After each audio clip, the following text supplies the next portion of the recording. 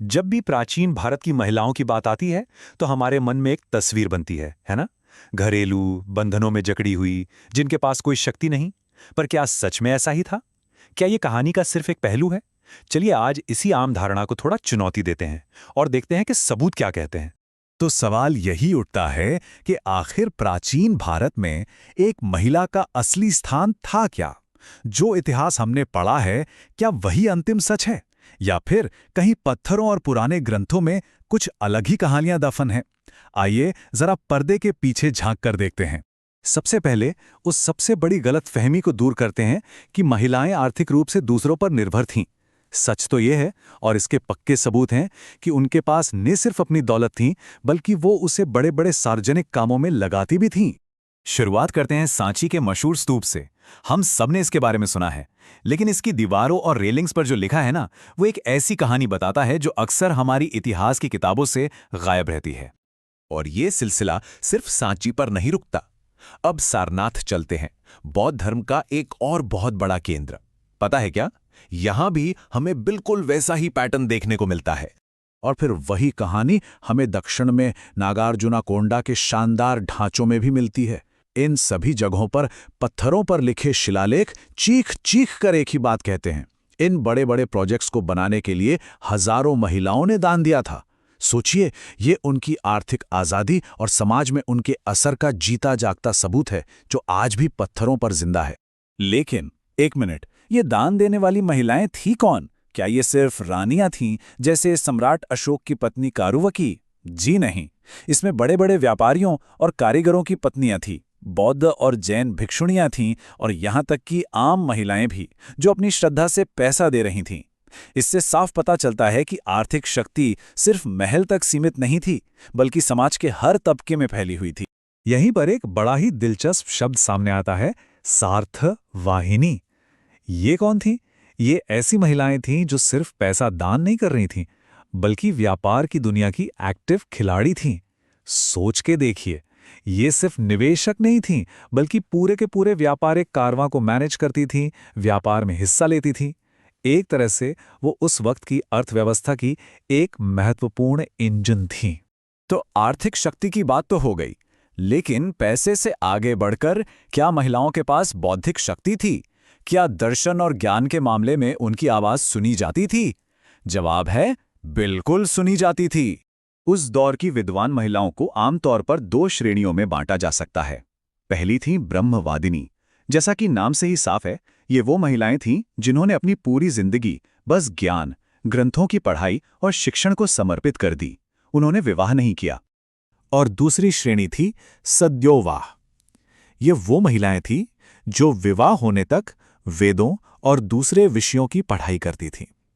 देखिए, इससे एक बात तो साफ है कि शिक्षा उस वक्त भी कई महिलाओं के जीवन का एक जरूरी हिस्सा थी, भले ही वो उसे जिंदगी भर जारी न रख पाएं।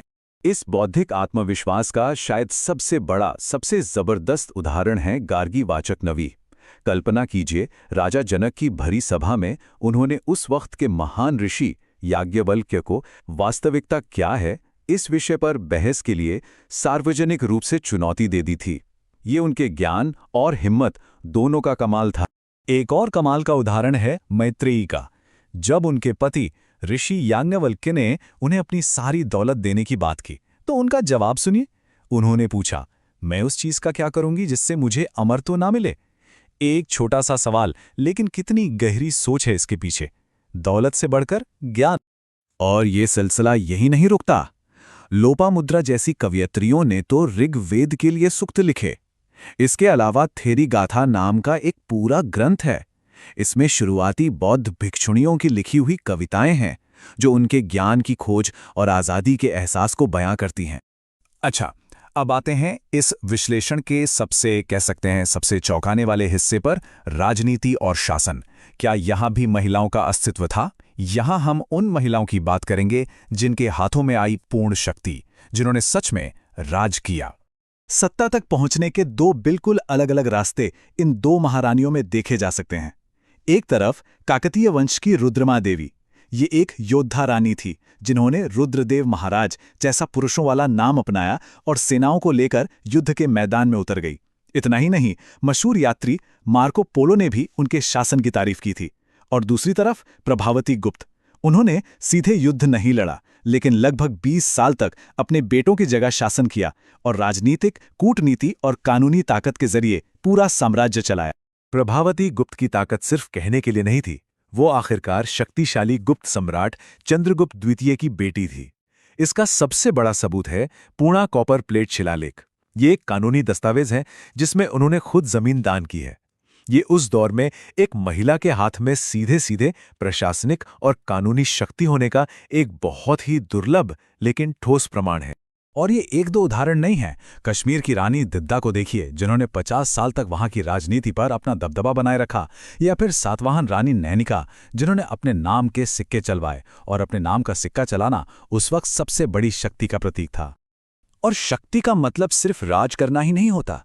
सम्राट अशोक की बेटी संघमित्रा को ही ले लीजिए, वो रानी नहीं थीं, लेकिन उन्होंने श्रीलंका के लिए एक पूरा अंतर्राष्ट्रीय राजनैतिक और धार्मिक मिशन का नेतृत्व किया। ये दिखाता है कि उच्च स्तरीय प्रशासनिक भूमिकाओं में भी महिलाएं मौजूद थीं। तो इन सारे सबूतों को जब हम एक साथ जोड़कर देखते हैं तो कैसी तस्वीर बनती है? एक सरल सीधी सादी कहानी तो बिल्कुल नहीं, बल्कि एक कहीं ज्यादा जटिल और सच कहूं तो कहीं ज्यादा दिलचस्प हकीकत सामने आती है। इस टेबल पर एक नजर डालिए। ये पूरी चर्चा को एक जगह समेट देता है। आर्थिक क्षेत्र में हमने सार्थवाहनी और महिला दानदाताओं को देखा, जिनके पास वित्तीय स्वतंत्रता थी। बौद्धिक क्षेत्र में गार्गी और मैत्रेय जैसी विद्वानों ने दार्शनिक बहस और आध्यात्मिक पसंद की शक्ति दिखाई। और राजनीतिक क्षेत्र में प्रभावती गुप्त और रुद्रमा देवी ने प्रशासनिक अधिकार से लेकर सैन्य कमान तक सब कुछ संभाला। तो आखिर में हम क्या कह सकते हैं? यही कि इतिहास के पन्नों में कोई एक कहानी नहीं है, बल्कि महिलाओं की शक्ति, उनके फैसलों और उनके प्रभाव की एक बहुत ही विविध और जटिल तस्वीर है। महिलाओं की भूमिका हर जगह, हर समय एक जैसी नहीं थी। वो वक्त, इलाके और सामाजिक वर्ग के हिसाब से बदलती रहती थी। और ये सब कुछ हमें एक बहुत बड़े सवाल पर लाके छोड़ देता है। हमारे इतिहास में ऐसी और कितनी कहानियां हैं जो बस इस इंतजार में हैं कि कोई उन्हें एक नए सिरे से, एक नई नज़र से दोबारा सुनाए।